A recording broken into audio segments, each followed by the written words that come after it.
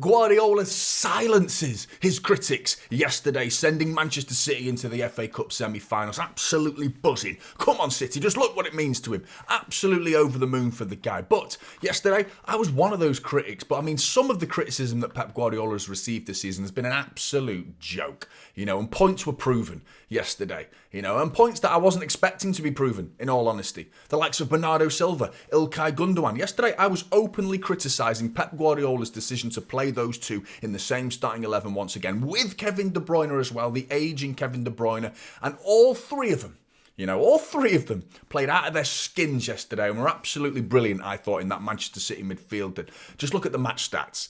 Yesterday, we were pretty dominant against a Bournemouth side that was supposed to be the favourites going into this, apparently. Knocking us out was the story. That was the pre-narrative before this game. We were in big trouble going away to the Vitality Stadium. Oh no, City are in big trouble here. They're probably going to get knocked out. That's why Goldbridge thought he'd do a watch-long, because he thought he was going to get some gold content to laugh at Manchester City. How wrong was he? Unfortunately, we're into the FA Cup semi-finals. So, yeah, unfortunate.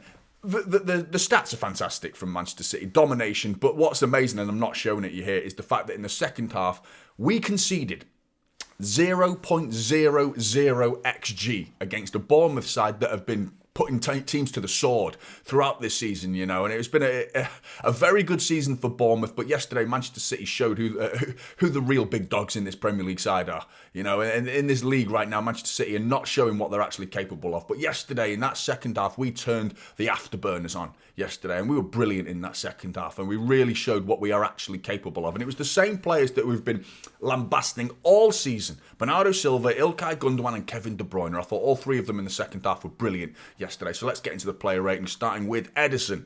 Didn't have much to do, to be honest. Had to pick the ball out of his net. Couldn't have done much about it, in all honesty. I thought his long ball distribution was a bit wayward, as you can see there. His passing accuracy wasn't quite up to his usual standards. But overall, it was a very quiet day for Ederson yesterday, in the second half in particular. As I stress, 0.00 XG that he faced in the second half. Husanov came off at half-time for tactical reasons, and again, Pep Guardiola silencing the critics, doesn't know how to do substitutions, game management's poor, half-time, Husanov coming off, fan favourite as well. Everyone was like, why is he doing that? Why is he taking Husanov off? Because he's bringing on Nico O'Reilly. And what did Nico O'Reilly do? A stroke of genius from Pep Guardiola is what we should be saying, but no one's giving him credit because you're all on autopilot, aren't you? The autopilot fans who just get in the habit of saying the same thing over and over and over. Gundogan shit, Bernardo Silva shit, same old.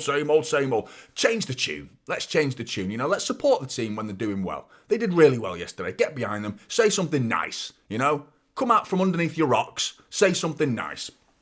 Nico O'Reilly, brilliant yesterday, but Husanov came off. Again, I thought it was the correct decision ultimately, but he didn't do too much wrong. There was that shot that was blocked in the first half that it was, I think it was Tyler Adams who blocked it, and the ball went flying up the other end of the pitch, and we're all of a sudden we're in big trouble, and Tyler Adams come flying down that left side, and Husanov showed his speed to get back, slowed down the attack, but that was about it, really, for Husanov, so a quiet first half performance for him.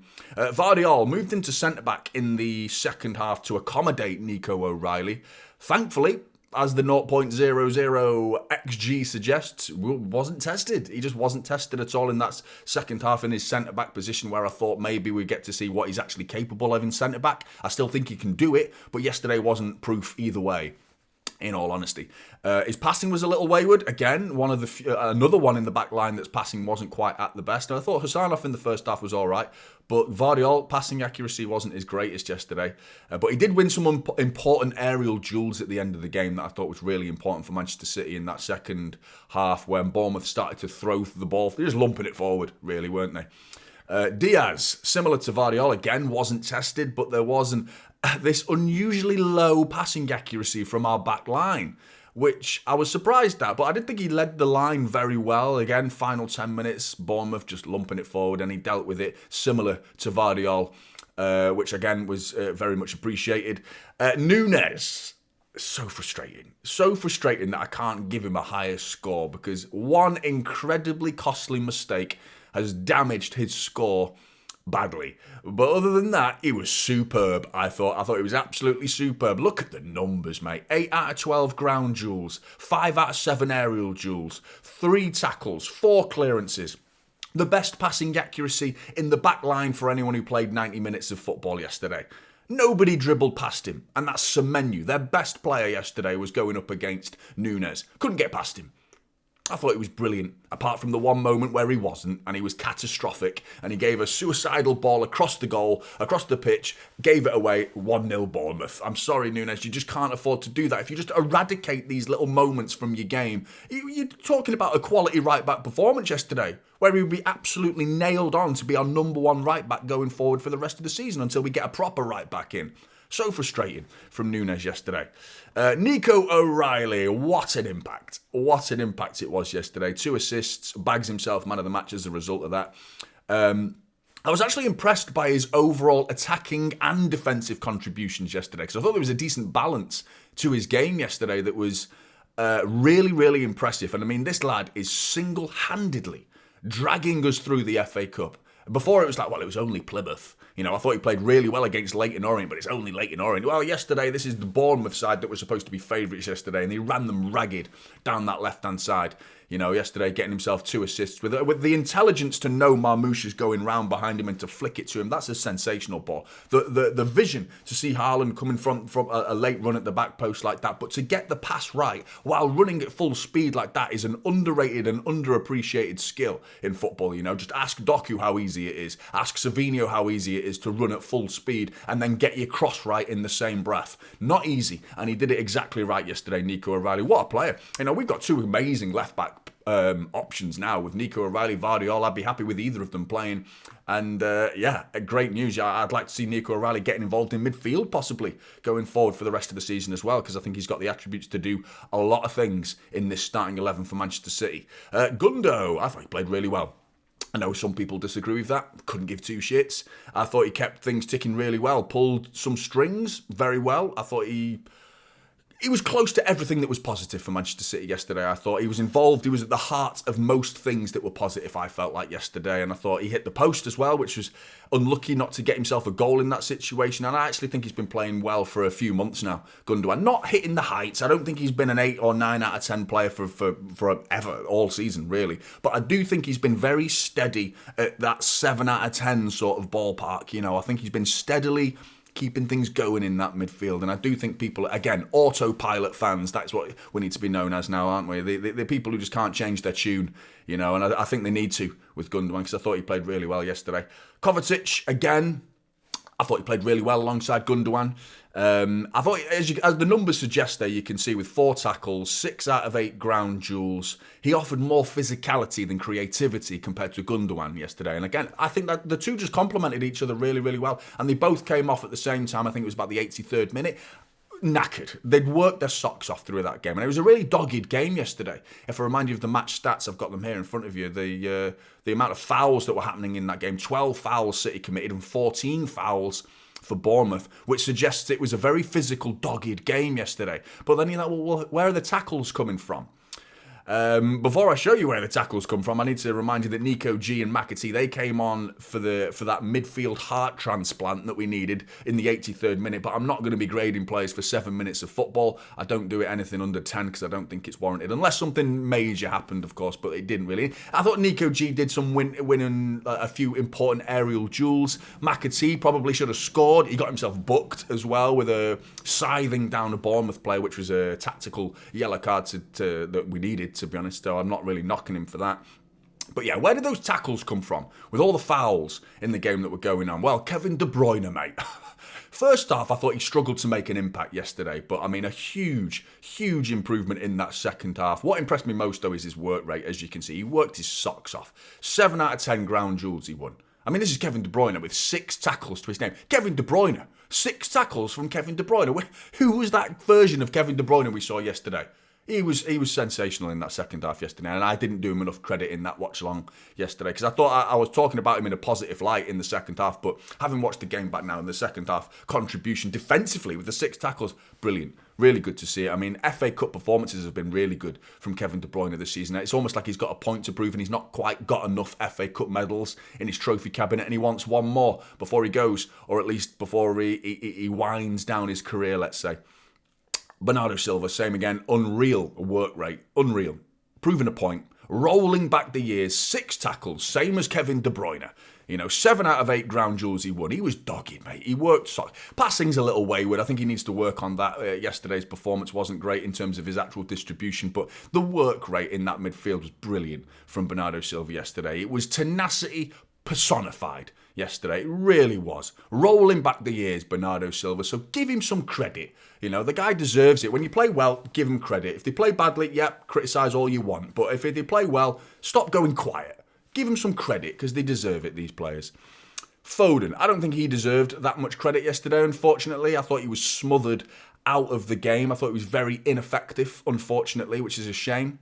He had that one shot with a lovely, lovely flick from Bernardo Silva on the halfway line, if you remember that. Amazing little Cruyff first-time flick like that, if you can call it a Cruyff, not really, but that sort of technique, where he flicked it behind him and sent Foden away, and Foden dribbling, you're thinking, oh, brilliant. No one was really closing him down. He takes it onto his left foot and then doesn't really connect with it properly, and that was about it in terms of Phil Foden's contribution yesterday. I thought he was very ineffective. Again, looks a little bit lightweight still. We know there's now off-the-field problems going on for him, but for me, Marmoush should be starting ahead of Phil Foden for the rest of the season. I think he needs a fresh, new season, Phil Foden, to restart, go again, have the summer to rebuild. Whatever the problems are, let's hope they can be resolved in those months. Come back next season even stronger, because we need the version of Phil Foden we saw last season. To win that Premier League title back, we need him back.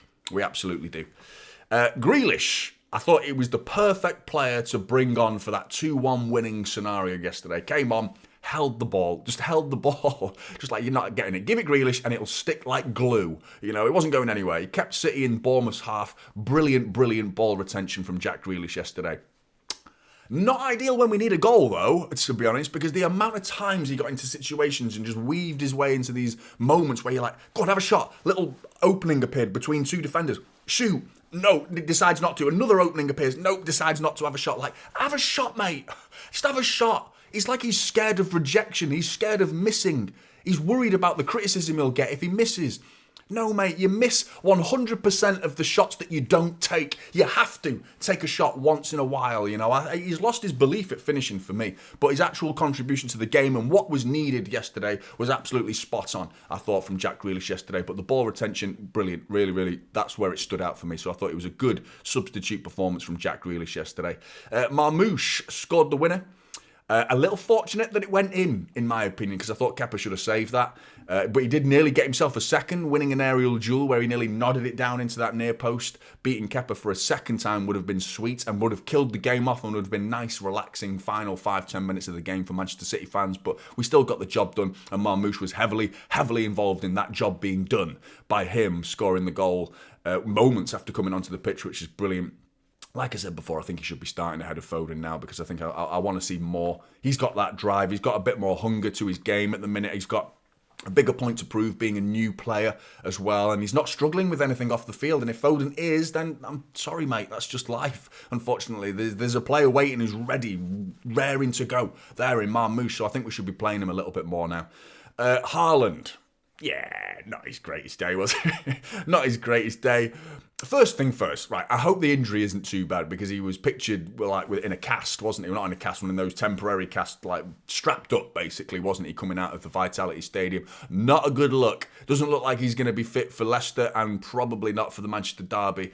It's his knee again, which he missed 3 or 4 games last time that happened. So you're hoping it's not a reoccurrence of the same injury again and he's out for some time. And I mean, that's a massive, massive blow for Manchester City if we've lost Haaland. Even if, considering the fact that he had the first half to forget yesterday, he's not going to do that every game. And more often than not, he's probably going to take 1 or 2 of those chances in the first half. But yeah, we can't ignore the fact that he missed a penalty, missed a sitter of a header where at least he should be getting it on target. And then the one-on-one situation put the cherry on the very bad cake that was Erling Haaland's first half performance. But he got his goal in the end, and that's why he's not getting a score below a 6, because he scored. He got the goal, he got the equaliser. The run into the box was powerful, purposeful, got in there at the back post and made Nico O'Reilly's job, which wasn't easy, but easier because of the run that he made, and got himself a goal at the end of the day. And it's difficult to keep Haaland quiet if you're going to give him 4 chances like he got in the game. Eventually he's going to get one, even if it's a tap-in. So fair play to him for sticking to his guns and getting the goal that we very much needed. But Manchester City into the FA Cup semi-finals, absolutely sensational news. You're hoping the Erling Haaland news isn't going to be too bad in terms of injury. But what do you think about the player ratings? Let me know your thoughts. Like and subscribe to Typical City, and I'll see you in the next one. This is Typical City now.